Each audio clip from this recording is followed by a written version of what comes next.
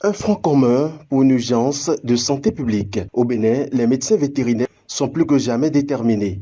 L'objectif est clair, éradiquer les décès humains dus à la rage d'ici 2030. L'initiative, portée par le ministère de l'Agriculture, de l'Élevage et de la Pêche, en synergie avec la direction de l'élevage, ainsi que l'Association des médecins vétérinaires privés du Bénin, rappelle que la lutte contre ce fléau commence par l'information. Pour bien combattre l'ennemi, il faut d'abord le connaître. La rage, c'est une maladie due à un virus. Donc, c'est une maladie virale qui est transmise par morsure ou par griffure ou par léchage de plaies à des animaux, à sang chaud ou à l'homme. Donc, c'est une maladie mortelle.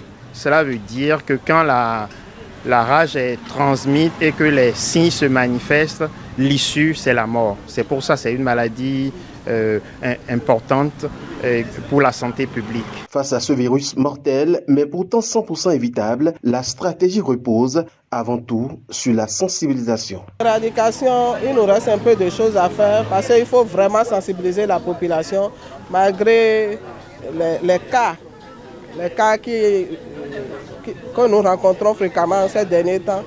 Il y a l'Organisation mondiale de la santé animale qui est en train de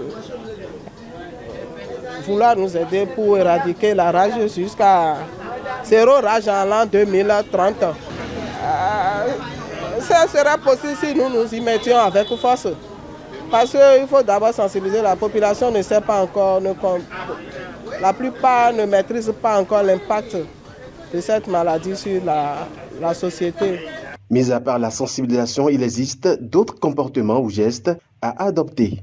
Les poubelles qui se trouvent dans les maisons, devant les maisons, dans les lieux publics qui ne sont pas dégagées, il faut d'abord qu'on coupe d'abord ces poubelles, ne plus mettre les aliments dedans, parce que c'est ça qui amène les chiens à quitter la maison. Et lorsqu'on va contrôler ce côté, nous aurons la chance de contrôler les chiens errants. Et lorsque ces chiens errants seront complétés, contrôlés, pour ne pas dire abattus, nous pouvons efficacement se dire oui, nous sommes en train d'éradiquer la rage. Mais comment savoir si le danger est là? Identifier les signes de la maladie chez l'animal est le premier pas pour protéger l'homme. La rage transforme radicalement le comportement habituel de nos animaux.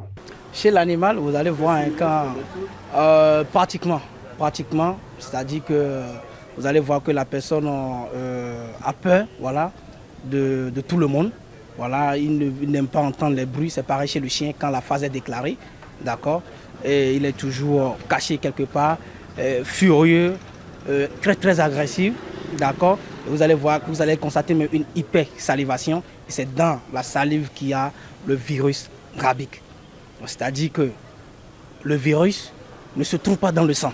Une fois les symptômes apparus, chez l'homme, l'issue est malheureusement fatale. Pourtant, une morsure ne signifie pas une condamnation à mort, à condition d'agir avec une extrême rapidité. C'est vrai, quand le chien est mort, d'autres vont dire tu vas mourir, les gens vont commencer par crier je vais mourir. Mais ce n'est pas encore ça. Mais comment faire pour que aujourd'hui, les jours qui viennent, le chien va mordre et on ne va plus courir, avoir aussi peur. Pour cela, la population doit savoir qu'il doit vacciner ses animaux.